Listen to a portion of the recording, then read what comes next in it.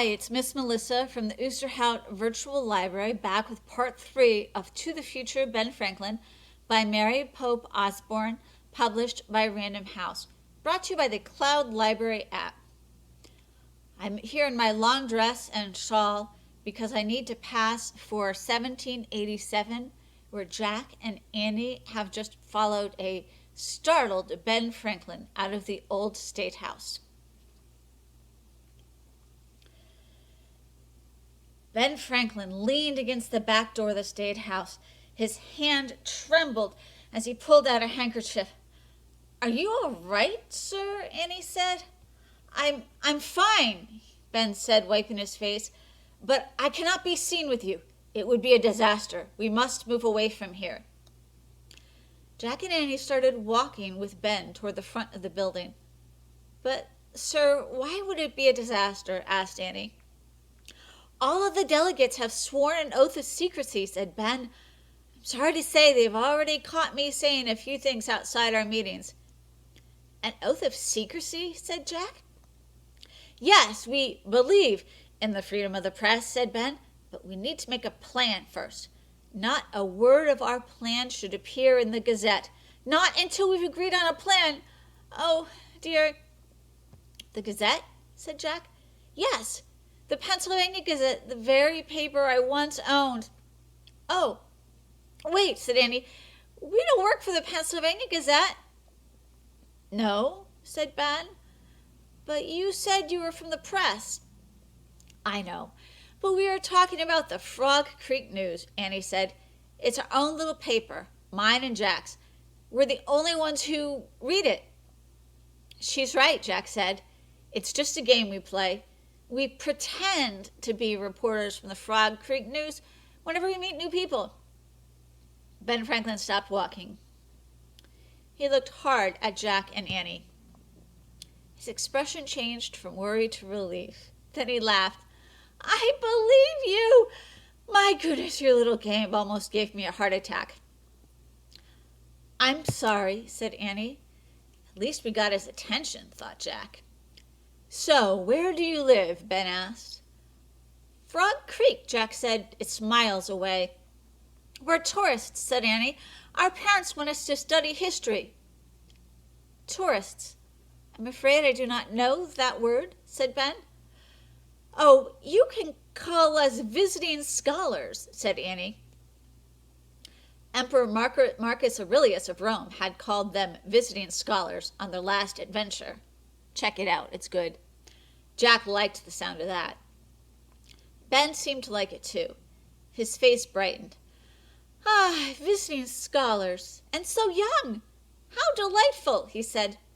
"Come, let us walk, scholars, and I'll show you the Philadelphia Free Library."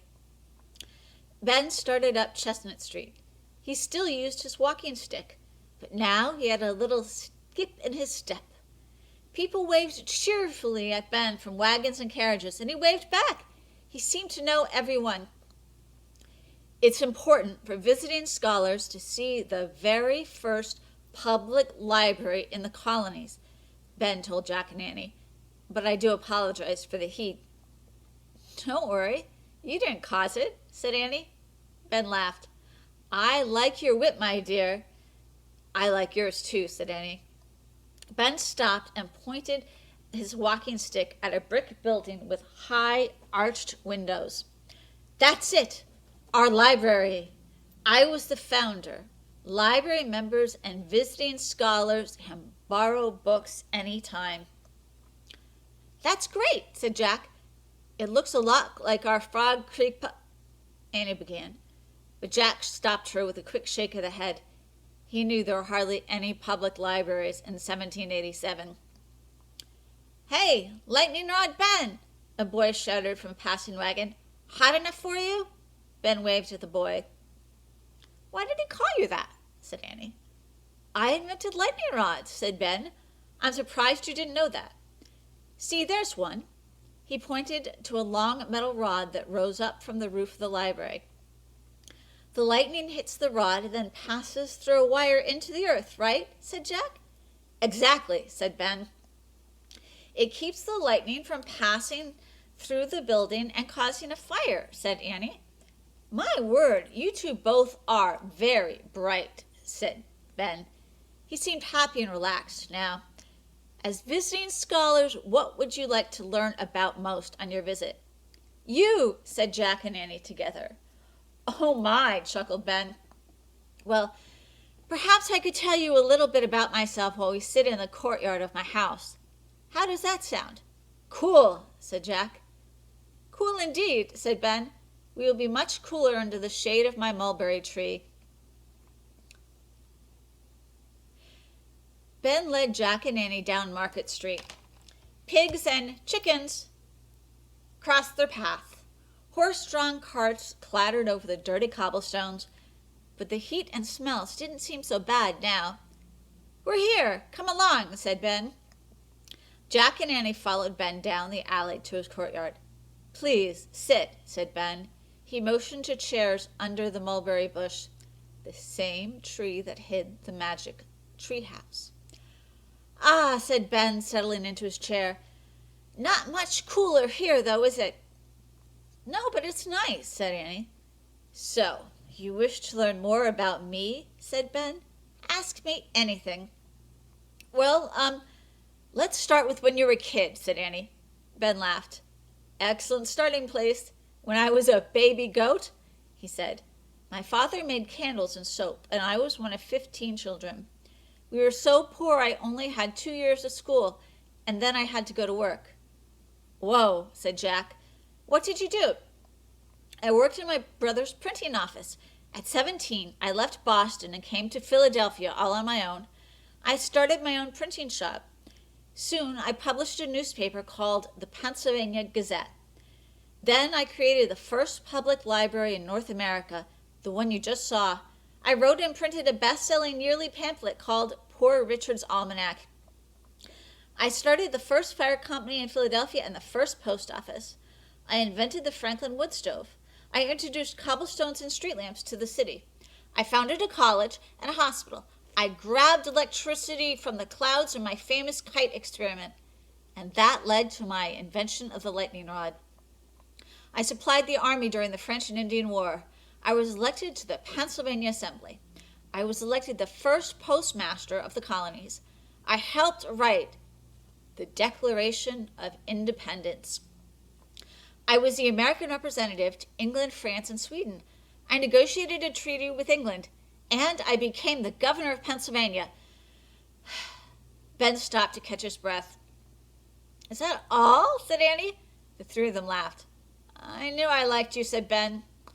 But since you asked, there are a few more things I've done. For instance, I invented bifocals. By the way, you have very nice glasses, Jack. Thanks, said Jack.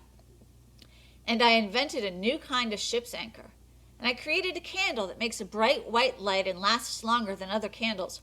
I've written about waterspouts at sea and the origin of northern storms. I've kept journals about crabs, dolphins, and the moon. Wow, said Annie. There was silence for a moment. Oh, and I almost forgot, Ben said. I studied ants and pigeons. They all laughed again. But then Ben sighed.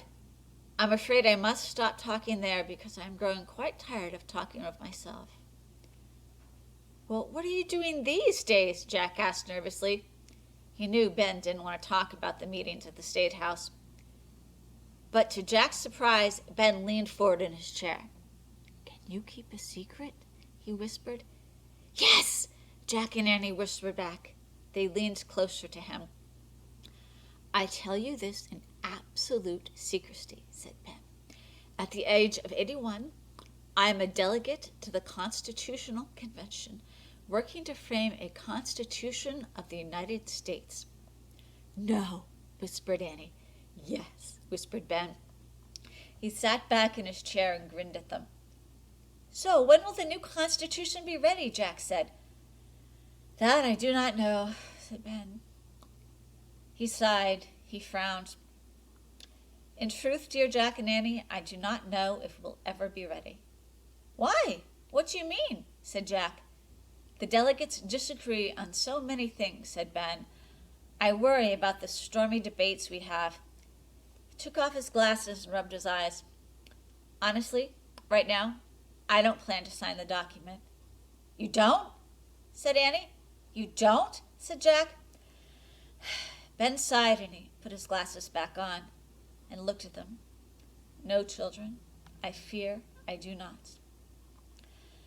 Jack took a deep breath. Now he fully understood their mission. They must get Dr. Ben Franklin to sign the Constitution of the United States. The Constitution of the United States, that's a pretty big deal. And there's lots of places you can read more about it, including the CloudLibrary app. There's a Magic Tree House nonfiction book about Benjamin Franklin. And when we get back to the library building, we have several great books about Ben Franklin. I can see right where they are, and I wish you were there. But in the meantime, we have the CloudLibrary app.